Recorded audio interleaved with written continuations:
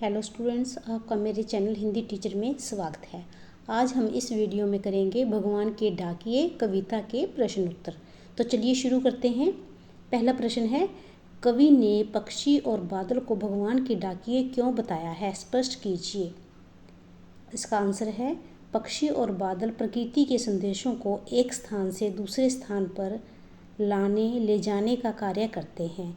बादल वर्षा एवं शीतलता का संदेश देते हैं, जबकि पक्षी अपने पंखों पर सुगंधित वायु को लेकर एक देश से दूसरे देश में आते जाते हैं।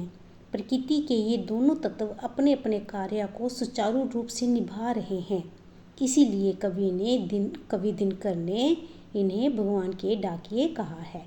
अगला प्रश्न है, पक्षी और बादल द्वारा लाई गई चिट्ठियों को कौन कौन पढ़ पाते हैं, सोच कर लिखिए। कवि के अनुसार पक्षी और बादल भगवान के डाकिए हैं। इनके द्वारा लाई गई चिट्ठियों को पेड़ पौधे, पानी और पहाड़ ही पढ़ पाते हैं, वही इनकी भाषा को समझ पाते हैं। अगला प्रश्न है, प्रश्न नंबर 3, किन पंक्तियों का भाव है। आपने बताना है कि ये किन पंक्तियों का भाव है जो नीचे दिया गया है। क भाग है इसका, पक्षी और बादल प्रेम, सद्भाव और एकता का संदेश एक देश से दूसरे देश को भेजते हैं।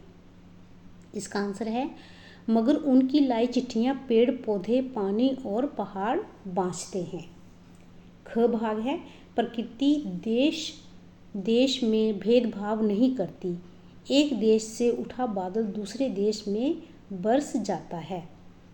और इसका आंसर है, और एक देश का भाप दूसरे देश में पानी बनकर गिरता है। प्रश्न नंबर 4, पक्षी और बादल की चिट्ठियों में पेड़ पौधे, पानी और पहाड़ क्या पढ़ पाते हैं। पक्षी और बादल की चिट्ठियों में पेड़ पौधे, पानी और पहाड़ बहुत सी बातों को पढ़ पाते हैं।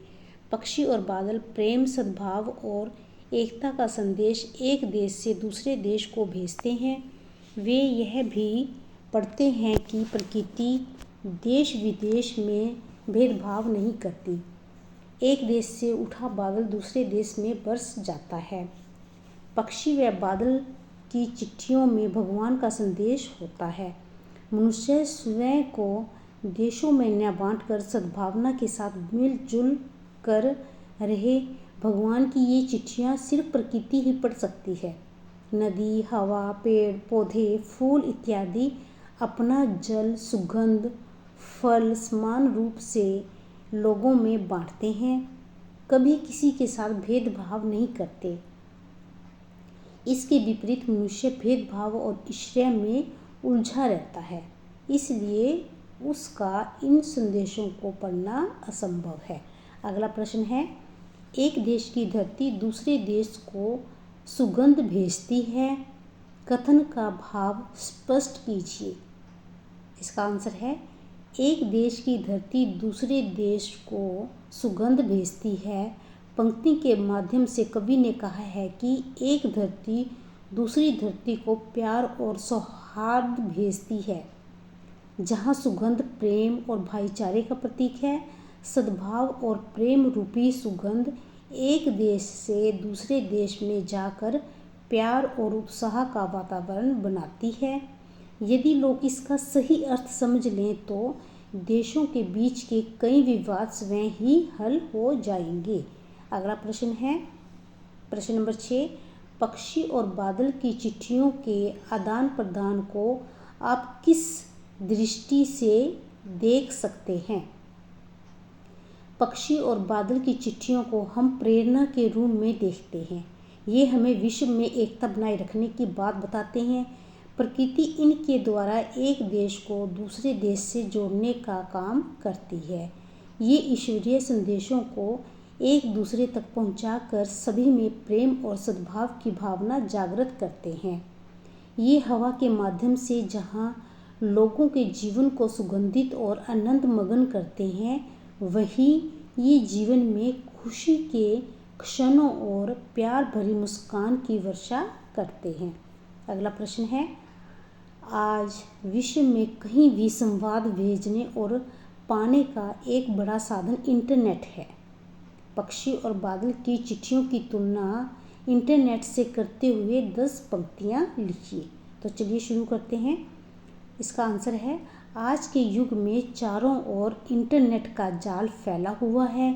इंटरनेट के द्वारा हम अपने संवाद बड़ी सुगमता व सुविधापूर्वक ढंग से किसी को भी भेज सकते हैं। यह एक नए युग का आरंभ है। पहले मनुष्य पत्र द्वारा अपने संदेश एक स्थान से दूसरे स्थान पर भेजता था। उसमें महीनों का वक्त लगता था, लेकिन आज कुछ ही पलों में इंटरनेट के माध्यम से अपना संदेश विश्व के किसी भी कोने में भेजा जा सकता है। किंतु यदि इंटरनेट की तुलना पक्षी और बादलों की चिट्ठियों से की जाए तो इतनी पवित्रता और निश्चलता के आगे इंटरनेट छोटा सा सिद्ध होता है। इंटरनेट के माध्यम से हम केवल सीमित विचारों या सूचनाओं का आदान प्रदान कर सकते हैं, लेकिन पक्षी व बादल जो संदेश लाते हैं वे समस्त समाज के लिए उपयोगी व महत्वपूर्ण हैं। वे सभी में समान रूप से प्रेम, एकता और सद्भावना का प्रसार करते हैं। उनके इस स्वार्थ रहित कार्य को इंटरनेट से ऊपर रखा जा सकता है। अगला प्रश्न है, हमारे जीवन में डाकिये की भूमिका क्या है? इस विषय पर 10 पंक्तियाँ लिखिए। इसका आंसर है, नंबर 1, डाकिया डाक विभाग के साथ साथ हमारे जीवन का भी एक महत्वपूर्ण अंग बन चुका है। नंबर 2, डाकिया हमारे जीवन में सुख दुख के क्षणों को लाने का माध्यम बनता है। नंबर 3, वह हमें दूर स्थानों पर रहने वाले हमारे मित्रों व सगे संबंधियों से जोड़ने का काम करता है। नंबर 4, डाकिया हमें स्वार्थ से ऊपर उठकर सद्भाव के साथ कार्य करने की प्रेरणा देता है। नंबर 5, उसकी दिनचर्या हमें समय पर काम करना सिखाती है। नंबर 6, वह हमें अपने दुखों को भुलाकर दूसरों को प्रसन्न करने और प्यार बांटने का संदेश देता है। नंबर 7, उसके द्वारा लाए गए अच्छे बुरे संदेश हमारे जीवन को प्रभावित करते हैं। नंबर 8, उसके द्वारा किया जाने वाला अथाह परिश्रम हमारे लिए प्रेरणादायक है। नंबर 9, व्यक्तिगत स्तर से ऊपर उठकर वह हमें समभाव के साथ सूचनाएं संदेश प्रदान करता है। नंबर 10, आज भी ग्रामीण क्षेत्रों में डाकिये को देवदूत के रूप में जाना जाता है।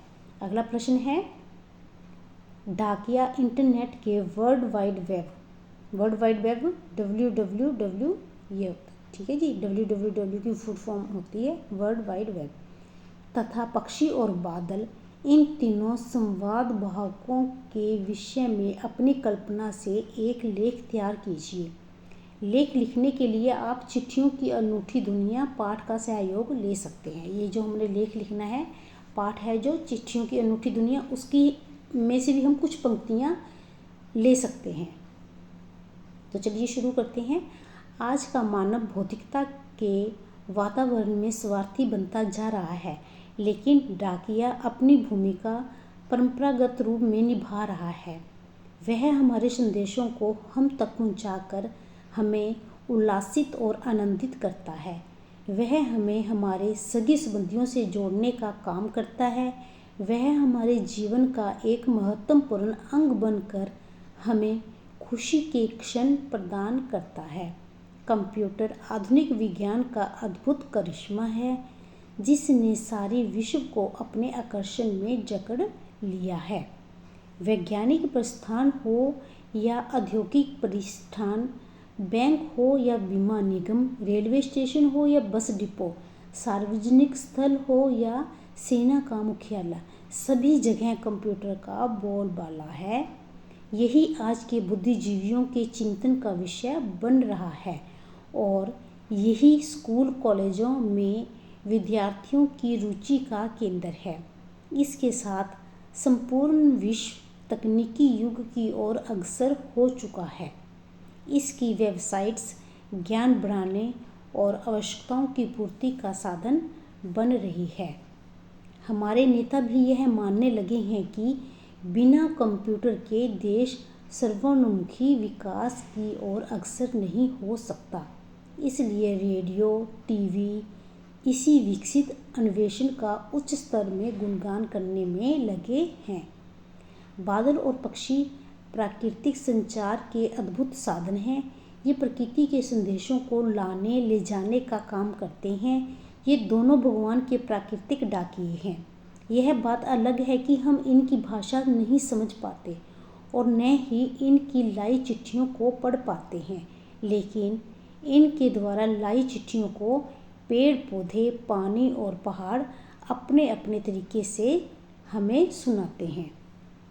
यहीं पर इस कविता के ये प्रश्न उत्तर समाप्त होते हैं। मिलते हैं अगले वीडियो में एक नए अध्याय के साथ। तब तक के लिए धन्यवाद। जय हिंद।